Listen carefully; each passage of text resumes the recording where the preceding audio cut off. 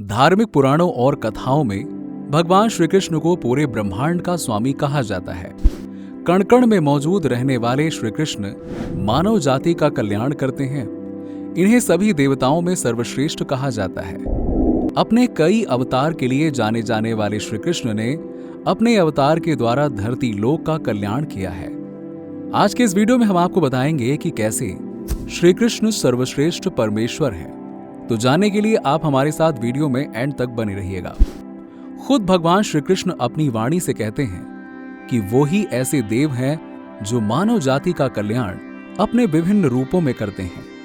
वो अपनी वाणी से संसार में स्थित संपूर्ण जीव जगत के बारे में व्याख्या करते हैं। वो कहते हैं कि इस संसार में हर जीव की आत्मा में मैं निवास करता हूं, चाहे वो भूत ही क्यों ना हो, और मैं उन भूतों का आदि अंत और मध्य हूं। इसके बाद वो कहते हैं कि वो चारों वेदों में सामवेद हैं, देवताओं में इंद्र हैं और इंद्रियों में मन है।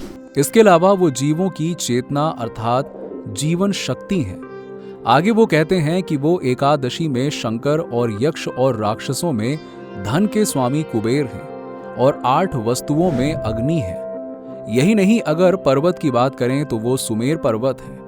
अगर महर्षियों की बात करें तो वो भृगु हैं और शब्दों में ओंकार है, और सभी प्रकार के यज्ञों में जप यज्ञ और एक जगह स्थित रहने वालों में हिमालय पर्वत है। फिर वो कहते हैं कि मैं एक पवित्र वायु हूँ और शस्त्र धारण करने वालों में प्रभु श्री राम हूँ। वो आगे कहते हैं कि वो मछलियों में मगर हैं, पवित्र नदियों में गंगा है। इसके अलावा वो सृष्टि का आदि हैं और अंत है। यही नहीं, वो मध्य भी हैं। विद्याओं में वो आत्मविद्या अर्थात आत्मविद्या है। भगवान श्री कृष्ण आगे अपनी वाणी में कहते हैं कि वो परस्पर विवाद करने वालों में निर्णय किया जाने वाला वाद है। यही नहीं, वो इस संसार की हर चीज में मौजूद हैं। वो कहते हैं कि मेरा ऋषि मुनि गुणगान करते हैं। ब्राह्मणों में मैं हूं, चांडाल में मैं हूं, इसके अलावा गाय में भी मैं हूं और गजराज में भी मैं हूं। इस संसार में जितनी भी वस्तुएं हैं सभी नेचर की बनाई हुई हैं और ये सुख देने वाली हैं, लेकिन वास्तव में स्वार्थी बनकर इस संसार की हर वस्तु को तुच्छ बना दिया गया है। इस संसार में सैकड़ों देवता हैं और लोग उनकी पूजा करते हैं, लेकिन उन्हें नहीं पता कि मैं ही ऐसा देवता हूं जो सारे देवताओं में निवास करता हूं। अर्थात अगर कोई मनुष्य किसी भी देवता की पूजा अर्चना करता है, उसकी प्राप्ति सिर्फ मुझे होती है।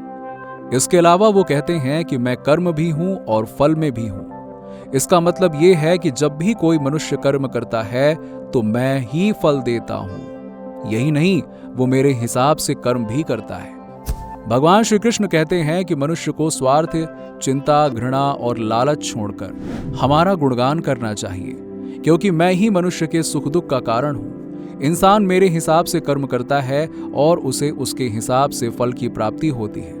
अगर वो मेरी पूजा अर्चना करेगा तो उसे कर्म के साथ अच्छे फल की प्राप्ति होगी। इस संसार में जो भी मनुष्य सुखी है उसका कारण भगवान श्री कृष्ण है।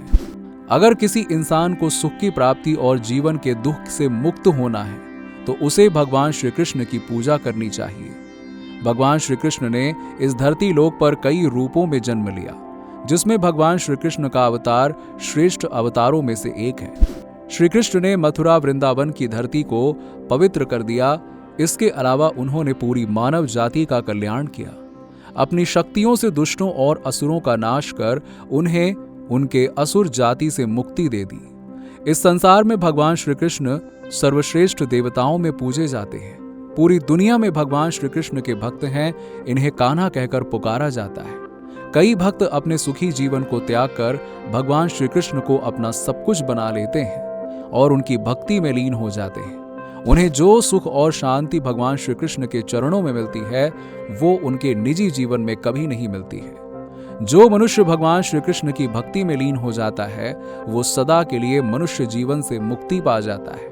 वो मृत्यु के बाद भगवान के देवलोक यानी कि स्वर्ग को पहुंच जाता है। श्री कृष्ण की जो मनुष्य पूजा करता है उसका सर्वज्ञ कल्याण ही होता है। उसके सारे दुख नष्ट हो जाते हैं और जीवन खुशहाल हो जाता है।